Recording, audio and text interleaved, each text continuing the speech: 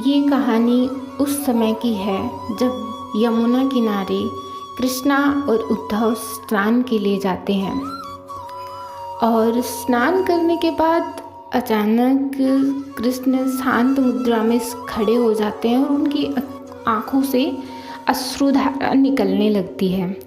ये सब कुछ देख उद्धव बड़े हैरान होते हैं और फिर जैसे तैसे हिम्मत जुटा के माधव से पूछते हैं कि हे माधव, आपकी आँखों में ये अश्रु किस लिए?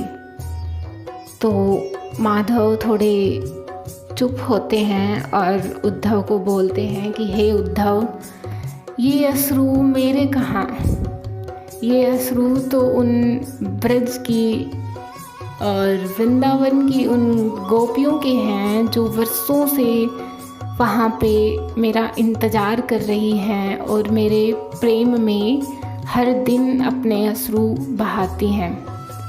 ये अश्रु मेरे कहाँ उद्धव?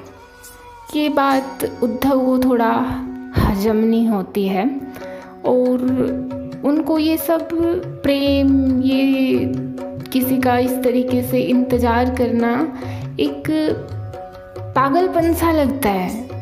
तो उद्धव माधव से कहते हैं कि हे माधव, वो कन्याएं बावरी हो चुकी हैं, उनको जो योग विद्या है उसके बारे में कुछ भी नहीं पता, उनको कोई इस चीज़ का ज्ञान देने वाला होना चाहिए।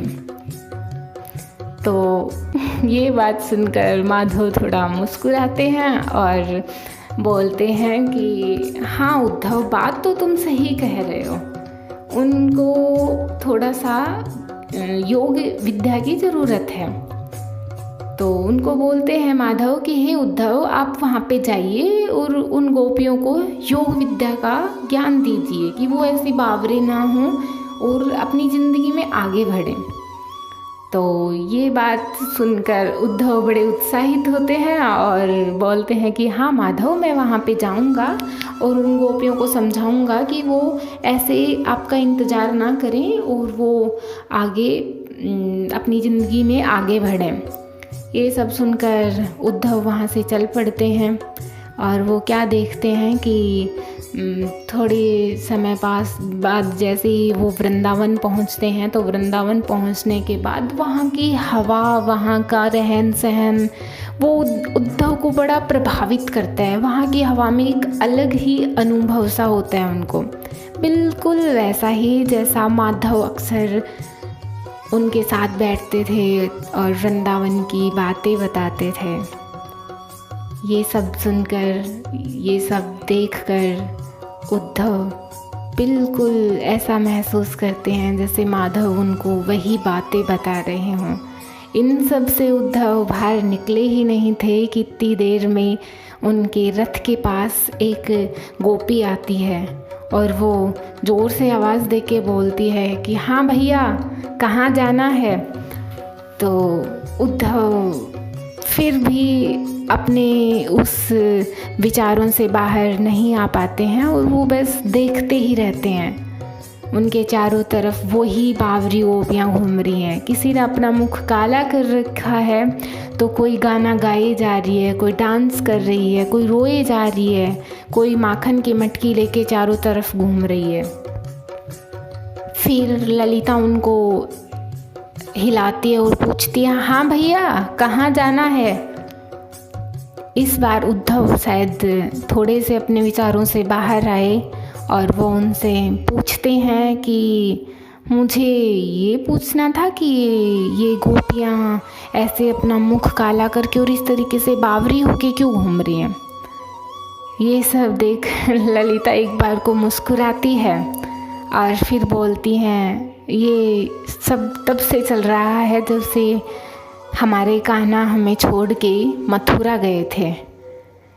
तो फिर वो उनको बताती है कि ये जो गोपी देख रहे हो ना, जिसने अपना मुख काला कर रखा है, ये गोपी तब से अपना मुख काला कर रखी है जब से हमारा कान्हा यहाँ से गया है। क्योंकि एक बार क्या हुआ कि कान्हा इनसे बोलता है कि मुझे मक्खन खिला दो, तो ये उनको बोलती है हाँ कान्हा, मैं मक्खन खिला दूँगी, और अपने घर ले जाके उनको बोलती है कि कान्हा तू तो कारा और मैं रह गई गोरी, और इस तरीके से उनको चिढ़ाती हैं और उनको मक्खन भी नहीं देती हैं। तो इनको ऐसा लगता है कि मैंने कान्हा को इतना परेशान किया तो शायद इसलिए वो यहाँ से चले गए। तो तब से ये अपने आप के मुख पे कालख लगा के और कान्हा को बोलती हैं कि देख कान्हा, तू भी काला था, मैं भी काली हो गई, अब तो आ जा, मैं तेरे को वापस से परेशान नहीं करूँगी। फिर उसके बाद वो बोलती है तो इस दूसरी वाली की क्या परेशानी है, ये क्यों ऐसे डांस करे जा रही है। तो ललिता बताती है कि एक बार कान्हा को मक्खन खाना था तो वो इनके घर पे जाता है। तो ये बोलती हैं कि कान्हा डांस करके दिखा तब तेरे को मक्खन मिलेगा, और कान्हा से खूब सारा डांस करवाती हैं और उनको मक्खन भी नहीं देती हैं। तो इनको लगता है कि कान्हा मेरी वजह से गया है क्योंकि मैंने उन्हें परेशान किया है। तो ये डांस करती रहती है और बोलती है देख कान्हा, अब तो मैं भी डांस कर रही हूँ, अब तो वापस आ जा। ये सब सुन के, सबकी बातें सुन के उद्धव थोड़ा भौचक्का सा उनको देख रहा होता है। उद्धव को समझ ही नहीं आ रहा होता है कि हो क्या रहा है। फिर उसके बाद में उद्धव उनसे राधा के बारे में पूछता है कि ये राधा कौन है। फिर ललिता मुस्कुरा के और उनको लेके जाती है उस पेड़ के नीचे जहाँ पे राधा एक लंबे टाइम से अपने कान्हा का इंतज़ार कर रही है और वहीं पे बैठी रहती है। दूर से जैसे ही उद्धव उस पेड़ की साइड देखते हैं तो उनको दिखता है कि कोई जैसे किसी की राह में बैठा रहता है ना, बिल्कुल वो वैसे के वैसे उस पेड़ के सारे कोने पे ऐसे एक टक उस एक रास्ते की साइड देख रही है, जैसे उसको ये हो कि इधर से कोई आएगा मेरे लिए। उद्धव उस पेड़ के पास में जाते हैं और वो जैसे ही पेड़ के पास पहुंचते हैं, राधा रानी बोलती है कि तुम कान्हा के साइड से आए हो क्या, तुम्हें कान्हा ने भेजा है क्या, कान्हा हमें याद करता है। मतलब एक साथ इतने सारे सवाल कि उद्धव के पास जवाब ही नहीं होते हैं। फिर राधा रानी चुप हो जाती हैं।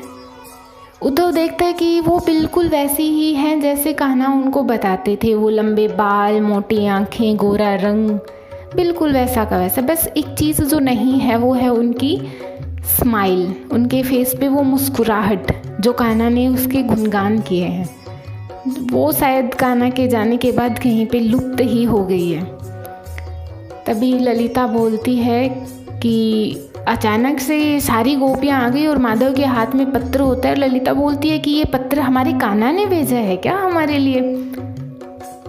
तो वो उद्धव के बिना बोले ही उस पत्र को उद्धव के हाथ से छीन के और उसको छोटे छोटे टुकड़े करके अपना अपना छोटा छोटा टुकड़ा लेके अपनी अपनी जगह जाके बैठ जाती हैं और उसको पढ़ने लग जाती हैं, जैसे कोई किसी प्रेमी ने अपनी प्रेमिका को एक पत्र लिखा और वो उसको प्रेम से पढ़ रही हो। ये सब देख के उद्धव को बड़ा अजीब लगता है कि इस छोटे छोटे टुकड़ों में इनको एक दो अक्षर ही मिलेंगे और ये इतनी खुशी के साथ इस पत्र में क्या देख रही हैं।